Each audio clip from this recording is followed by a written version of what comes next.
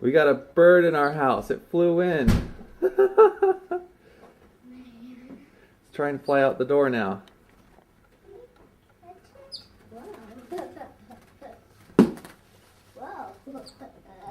Yeah, don't catch it.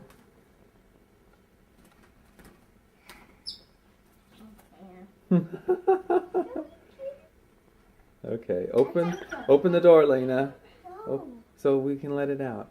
He's not meant to stay inside the house. Yeah, because he might poop in the house. When he might poop in the house.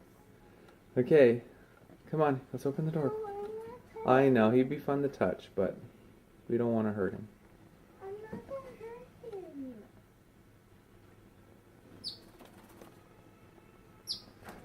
him. Oh, okay, I'll open the door then. No. Okay, he's up on our board now. We're gonna scare him out. Woo! He's out.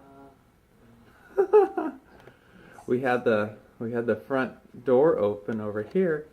He flew right in, apparently. Right, Isaac? No. All right. What do we say? Goodbye, bird. Goodbye.